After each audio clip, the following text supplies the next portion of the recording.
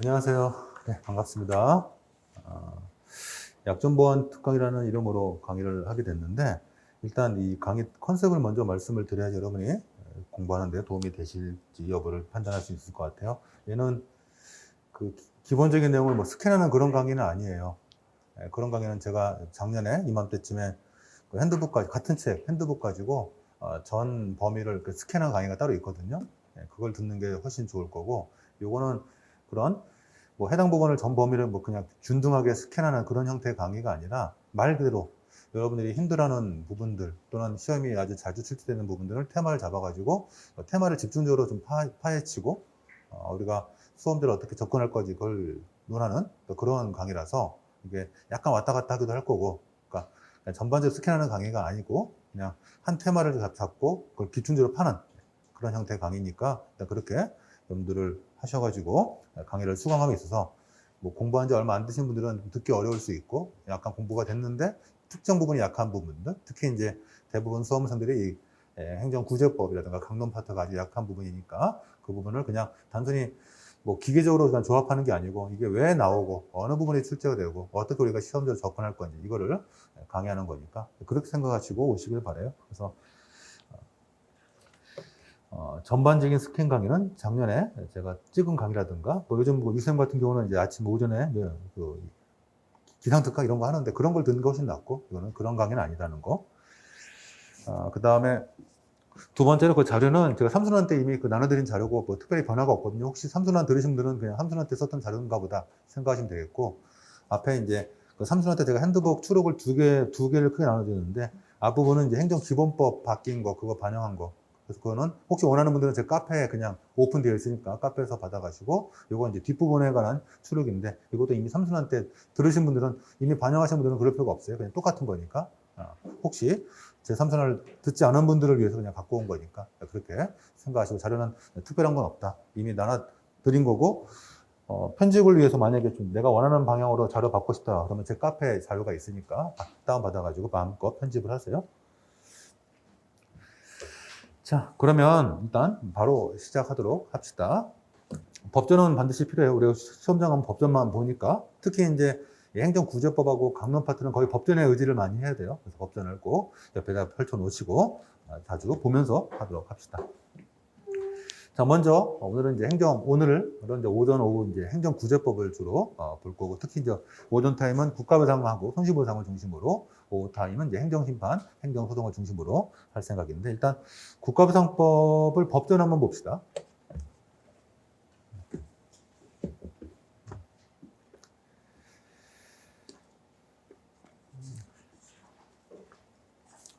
자, 국가배상법 법전에서 이제 사실 시험에 나올 만한 조문이 몇 개 없거든요. 일단 2조, 국가법 2조, 그 다음에 5조, 6조, 이 세 가지가 메인이죠. 2조, 5조, 6조 세 가지가 메인인데, 메인 말고 몇 가지만 더 볼게요. 먼저 가볍게 8조로 보세요. 8조. 8조. 8조는 이거 주로 이제 언제 8조를 활용하냐면, 8조는 혹시라도 아직 제대로 출제가 된 적 없는데 혹시라도 자동차 손해배상 보장법 사건, 이른바 자동차 손해, 그러니까 차량 사고. 그래서 자동차 손해배상 보장법에 관한 문제를 한다면 8조를 한번 생각해 보세요. 근데 그거 아니고는 쓸 필요가 없어요. 8조는. 우리 많이 봤던 거죠. 공무원이 뭐 직무집행 중 차량을 운행하면서 인적 손해 냈을 때, 그때 이제 8조, 그때 이제 자백법상 책임이 문제가 되는데, 그때 8조를 한번 보는 거예요. 좀 이따 다시 말씀드리겠지만, 그거 아니고는 8조는 굳이 볼 필요가 없어요. 8조는 기본적인 내용이 이거, 8조는 정리하면 8조는 자배법, 자동차 손해배상 보장법이 최우선적으로 적용되는 특별법이고, 그 다음에 국가배상법, 이른바 국배법,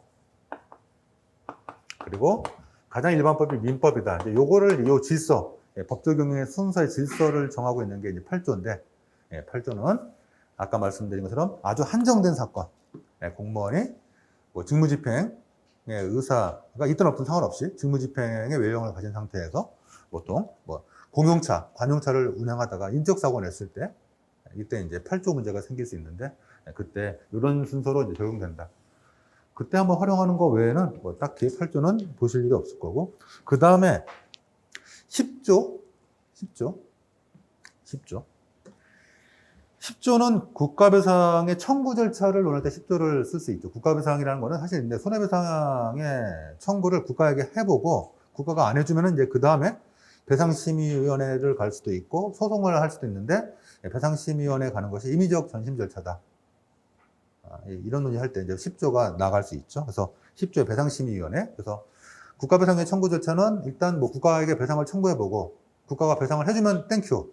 배상을 해주지 않으면 배상심의위원회에 가서 배상을 청구해보고, 그래도 안 해주면 국가배상 청구 소송을 제기하고, 다만 배상심의위원회는 가도 좋고 안 가도 좋고 임의적 전심 절차고, 결국 소송으로 마지막에 청구하러 들어갈 때는 국가배상 청구 소송만 제기하면 민사소송이고, 행정소송에 병합을 하면 이제 행정법원에 제출할 수도 있는 거죠. 네, 그런 관계에서 이런 국가배상의 청구 절차를 논할 때 10조를 쓸 수도 있다라는 것 정도. 네, 그 정도 말고는 이제 국가배상법은 이제 결국은 2조, 5조, 6조 얘기죠. 2조, 5조, 6조. 자, 그러면 2조, 5조, 6조에 좀 집중해서 볼 텐데, 먼저 2조를 중심으로 한번 공부를 해볼게요. 2조. 차근차근. 2조부터 좀 천천히 속도를 늦춰서 보도록 합시다. 자, 국배법 2조는 보시면 2조 1항이 문장이 크게 두 가지로 나눠져 있죠. 본문과 단서로 쪼개져 있죠. 국배법 2조 1항 본문, 국배법 2조 1항 단서 이렇게 이제 표현을 하죠. 국배법 2조 1항 본문, 2조 1항 단서. 그리고 2조 1항 본문도 사실 앞부분하고 뒷부분으로 쪼개져 있어요. 그래서 국배법 2조 1항 본문 전단, 국배법 2조 1항 본문 후단 이렇게 말하죠. 자, 먼저 쉬운 것부터 좀 제거하고 갑시다. 국배법 2조 1항 단서는 2조 1항 단서는 여러분 잘 알다시피 군인, 군무원, 경찰 공무원, 향토 예비군이 전투훈련 등 직무집행 관련해서 전사 순직하거나 공상을 입었을 때, 즉 다치거나 죽었을 때 그 본인이나 유족이 다른 법령에 따라 재해보상금 등을 받을 수 있을 때는 이 법 또는 민법에 따른 손해배상을 청구할 수 없다. 이른바 이중배상 금지죠. 보상을 받았으면 배상을 청구하지 마라. 이중배상 금지에 관한 조문이 2조 1항 본문 단서인데, 이 조문에서 우리가 공부할 게 크게 두 가지예요. 첫 번째, 이 조문이 헌법에도 똑같은 게 있죠. 헌법 29조 2항. 그죠?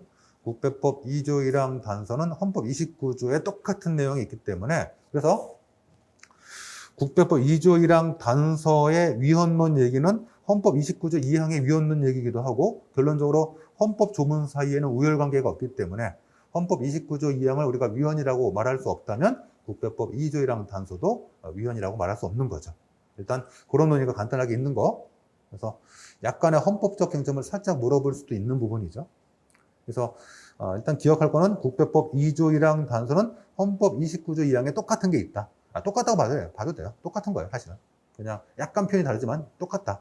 똑같다. 그래서 헌법 29조 2항이 결국 헌법 조문사에 우열관계가 없어가지고 이걸 헌법 29조 2항을 우리가 위헌이다라고 말할 수 없다면, 마찬가지로 국배법 2조 1항 단서도 위헌이다라고 말할 수 없다는 거죠. 합헌으로 볼 수밖에 없다. 이게 이제 가변 하나의 쟁점이고, 또 하나의 이제 두 번째 쟁점은 국배법 2조 1항 단서의 해석이죠, 해석. 자, 거기서 해석에서는 두 가지가 문제가 되는데, 일단 신분들은 네 가지로 한정되죠. 군인, 군무원, 경찰 공무원, 향토 예비군도 한정되고, 문제는 가장 중요한 것은 전투훈련 등 직무집행인데, 이때 전투훈련 등 직무집행에서 이 전투훈련이 하나의 예시에 불과하다. 우리 판례가 이거를 전투훈련을 예시로 보죠. 예시. 한정적인 것이 아니고 예시로 보죠.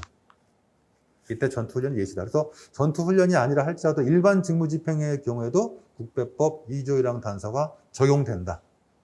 이게 판례 입장이다. 꼭 기억하세요.